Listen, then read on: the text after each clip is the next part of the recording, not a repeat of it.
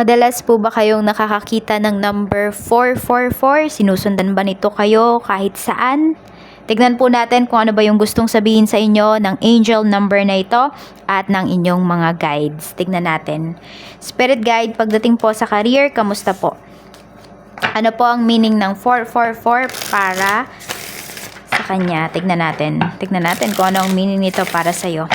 Career, pagdating sa career, what is 444?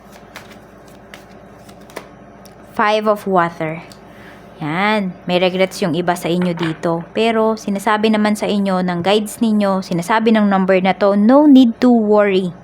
Meron lang talaga dito na kailangan kayong matutunan na lessons. Merong mga bagay na akala ninyo wala nang patutunguhan.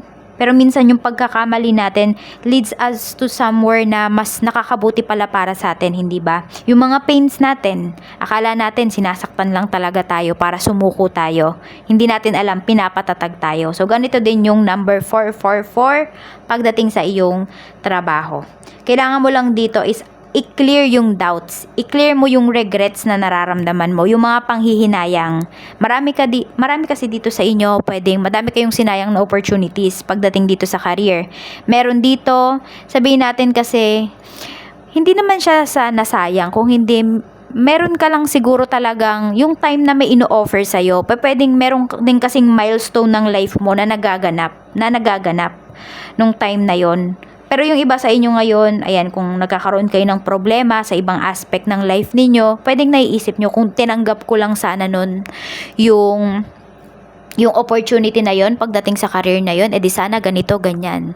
So, ang dami nyong panghihinayang ngayon. Pero ang sinasabi kasi ni Universe, you are on the right path pagdating sa career mo. Kung nasaan ka ngayon, yung iba sa inyo, pwedeng wala kayong work.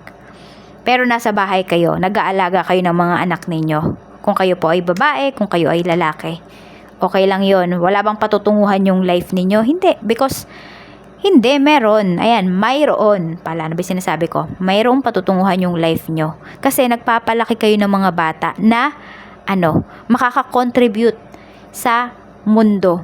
Makakakontribute sa ikagaganda ng mundo. So, yun yung kaya nyong gawin, di ba? Palakihin yung mga batang ito na mabuting tao, madiskarte, innovative, dynamic, kayang flexible na mga bata. Yun yung pwede nyong magawa. Yun yung ambag ninyo sa mundo, sa community. So, paano wala kayong ginagawa? Paano wala kayong trabaho? Na wala kayong career? Hindi, mayroon. Iba lang yung career mo, iba lang yung path mo sa path ng iba. Kasi magkakaiba tayo ng path. Hindi ba? May mga tao na dito na pupunta sa spirituality. Yan. Merong mga tao na kahit anong trabaho nila, hindi sila nagtatagal dun sa trabaho na yun kasi yung calling nila ito, ganito. So, may mga taong ganyan. So, kayo din, sabihin natin, di kayo nagtatagal lagi sa mga trabahong ina-applyan ninyo kasi iba yung calling ninyo. At yung calling ninyo, pwede na, yun po, ay binablock ninyo kasi natatakot kayo. Pwedeng hindi pa talaga kayo ready, ayan. Pero sabi nga ni Universe, you are on the right path. So, ipagpatuloy nyo lang yung ginagawa ninyo. At kung natatakot kayo, pagdating naman sa responsibility nung life purpose ninyo, huwag kayong matakot kasi i-guide naman kayo ni Universe. I-guide kayo ng mga guardian angels niyo at may mga tao na tutulong sa inyo para mapagpatuloy mo to, para magawa mo yung life purpose mo. Hindi ka nag-iisa. Yun yung sinasabi sa'yo dito. So, tignan po natin. Kailangan lang talaga ay maging masipag ka and tignan mo yung current approach, current plan mo pagdating dito sa trabaho mo.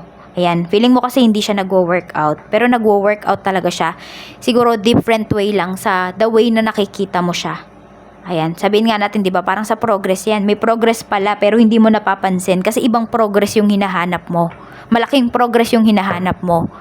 Pero may progress pala, yun nga lang pa konti-konti. Parang ganito lang din 'yan sa career mo.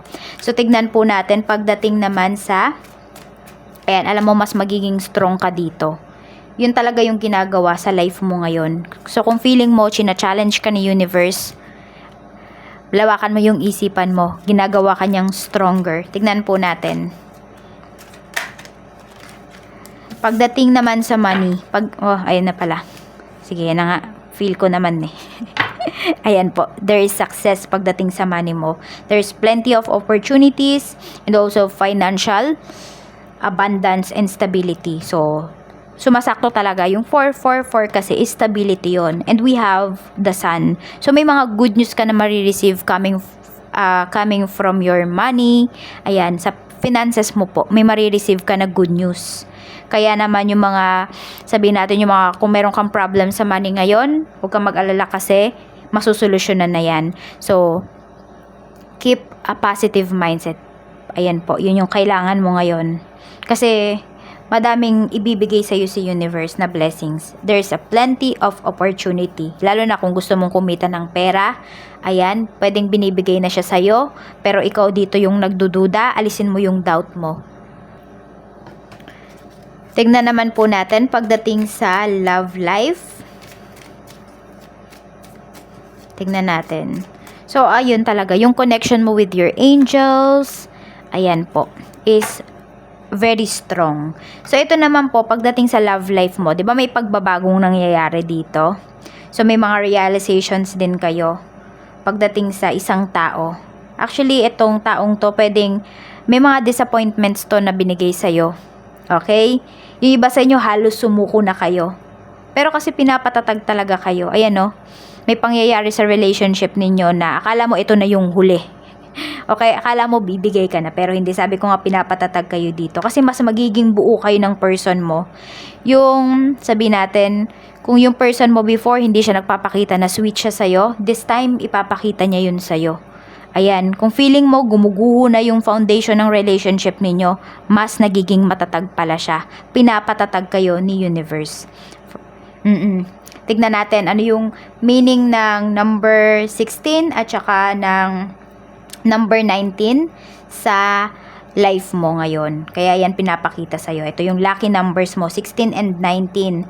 So, ito pong mga numbers na to is lesson talaga. Lesson for you to learn. This is the number 16. May lesson talaga na binibigay sa'yo. And also, this is fresh start. Transformation kasi. Fresh start yan. So, may new beginnings para sa'yo dito. And also, malalaman mo din talaga yung strength mo. Mas makikilala mo yung sarili mo dito. Parang bagong ikaw ba? Ayan, yung lalabas ngayon. Mas stronger, mas better, mas masabi natin, mas maaalalahanin, mas payapa, ganyan. So, ang number 19 naman kasi talaga is happiness, self-confidence, and also success talaga. Ayan. So, may success talaga dito na paparating sa'yo. 444, kaya mo yan nakikita. Everything is on the right path or you are on the right path right now. Kaya tuloy-tuloy lang. Tuloy-tuloy lang pagdating dito sa mga plano mo sa buhay. And actually, yung iba sa inyo, this is divine plan. Divine timing. Ayan po. So, trust yourself. Trust the source. And also yung mga taong nandyan sa tabi mo, nandyan at sumusuporta sa'yo. So, yan po yung meaning ng number 19 at number 16, tapos ng 444 sa life mo. So, ito po yung lucky number mo ngayon ha, 19 and 16. Tapos, yung lucky color mo naman is violet. So, ang violet po kasi is psychic power yan. Yan. So, and also, that is your strength, your grace, 'di ba? Paano mo ba hinaharap yung mga yung mga problema mo sa life? O 'di ba, yung ibang tao nga napapansin nila parang wala kang pinoproblema. Si parang walang pinoproblema 'yon. And also, this is leadership. Okay?